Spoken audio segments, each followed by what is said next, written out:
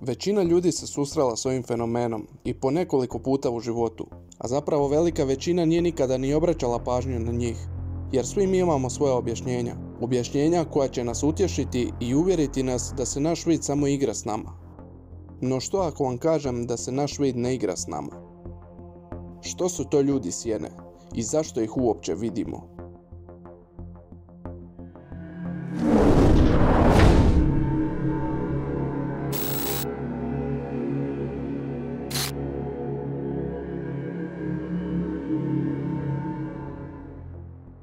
Kada se zapravo prvi puta pojavio ovaj fenomen, to ne znamo, ali znamo kada je populariziran, odnosno kada smo se prvi puta javno suočili s njim. U Americi 12.4.2001. godine u radio emisiji Coast to Coast AM, Art Bell, koji je vodio noćni program radija, održavao je intervju sa Harleyem Reaganom, koji mu je spomenuo za ovaj fenomen, te su nakon toga slušatelji tog radija počeli slati svoje crteže bića koje su vidjeli. Jedna stvar koja je jako bitna i zbog koje možemo tvrditi istinitost ovog fenomena je taj da su zapravo svi crteži koji su poslani bili otprilike isti. Svi su pokazivali crnu figuru čovjeka, a uglavnom je ta figura imala nešto kao šešir na glavi, zbog čega je dobio naziv Hatman. Neki od ljudi su tvrdili kako ih i ta crna silueta zaskočila i gušila ih dok su ležali u krevetu, što je objašnjenje za paralizu sna, ali mi nismo tu zbog paralize sna. Naša tema su ljudi sjene u svakodnevnom životu, u bilo kojem razdoblju dana dok smo budni. Ono što mi znamo o ovom fenomenu je da su ljudi sjene tamni ljudski oblici, najčešće viđeni noću. Također sve veći broj slučajeva govori da se perfektno pojavljuju i po danu. Također su poznati kao tamne sjene ili sjene duhovi i vjerojatno su najmanje shvaćeni entiteti od svih ostalih. Prema vjerovanju, sjena je znak duhovnog stanja. Ona predstavlja odsutnost svjetla, dok svjetlo u duhovnosti označava istinu, a tama ukazuje na nedostatak znanja ili strah. Drugim riječima, ljudi sjene su bestjelesni, nazovimo ih ljudi, koji su izgubljeni. Bitna stvar je da znate da ljudi sjene nisu nekakvi demoni ili vanzemaljci ili što već ne, kao što puno teoretičara zavjere tvrdi.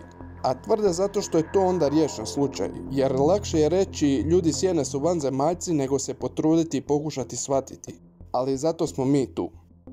Budući da se bojimo mraka, prihvatili vi to ili ne, istina je da se svaki čovjek boji barem malo mraka, jer mrak, odnosno nemogućnost da vidimo što se nalazi u mraku, u nama budi osjećaj nepoznatog. A mi ljudi se bojimo nepoznatog i to je činjenica. Dakle, budući da se bojimo mraka, puno ljudi vjeruje kako ljudi sjene imaju loše namjere i zbog toga ih svrstavaju pod zle. Naravno, uvijek postoji zlo, ali većina njih nisu uopće negativni. Jednostavno su izgubljeni i potrebno im je nešto što će ih usmjeriti i što će im pomoći da bi razumjeli svoje stanje. Postoje zabilježeni različiti oblici ljudi sjena. Od velikih, malih, sa i bez kape, s kapuljačom, pa čak i kao crna magla. Sve to su mogući oblici jer su stvoreni od stručno nazvane ektoplazme. Ektoplazma je nevidljiva energetska tvar koja ima sposobnost postizanja različitih oblika gdje nakon svoje reakcije postaje djelomično ili potpuno vidljiva. Ovaj fenomen, odnosno ljude sjene, moguće je vidjeti pored kreveta, u kutu sobe, a najčešće slučajeva govori kako su viđeni krajičkom oka, odnosno perifernim vidom. I oko toga su provedena istraživanja, jer se sumnjalo da ako ja vidim crnu siluetu svojim perifernim vidom, a kada se okrenem u tom smjeru tamo nema ničega, onda sigurno nešto nije u redu s mojim okom. Stvar je u tome da ako zapravo nešto nije u redu s našim očima, onda bi cijelo vrijeme mogli vidjeti siluetu u perifernom vidu, što naravno nije slučaj. Ono što je pomalo bizarna stvar je da je prijavljeno puno slučajeva gdje su ljudi govorili kako su primijetili sjene koje vire iza ugla. I kad samo pomislimo na to stvara nam jezu, jer koliko god oni bezazleni bili, ipak nije to ugodan osjećaj. Zanimljivo je to što je puno ljudi prijavilo slučaj da im se ljudi sjene prikazuju sa crvenim očima.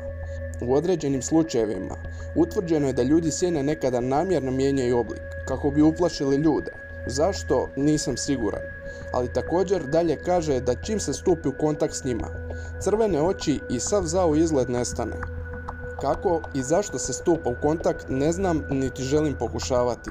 Bitno je napomenuti da je do sada zabilježeno i puno slučajeva sjena životinja.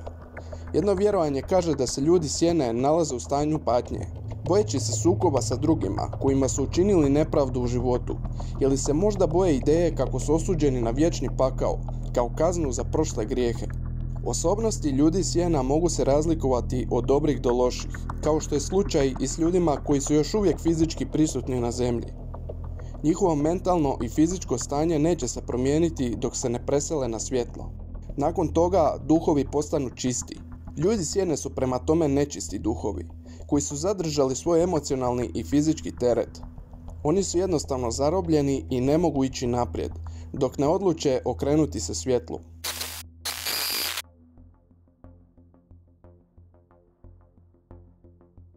Ova vrsta sjene je najčešće viđena. Jedine razlike u opisu su posljedica koliko dobro je duh postao vidljiv u kombinaciji s mentalnim stanjem beztjelesne osobe. Duhovi sjene su opisani kao prikaze kojima nekada nedostaje lice, detalj odjeće, kose ili vanjski ekstremiteti kao što su ruke, noge i sl. Često su prozirni, ali su također opisani kao i tamni crni oblici. Mogu biti muškarci, žene ili djeca. Brzo se kreću kroz zidove, vrata i ostale materijalne objekte. Ljudi ih najčešće opaze perifernim vidom kada imaju osjećaj da ih netko promatra. Skoro u svim slučajevima, ljudi sjene su uplašeni kao i oni koji ih vide.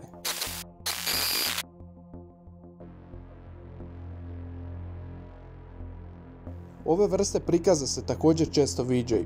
Čovjek sjena ne može zadržati svoj oblik kada se kreće brzo, zato ih ljudi vide kao tamnu izmaglicu prije nego što postanu potpuno vidljivi.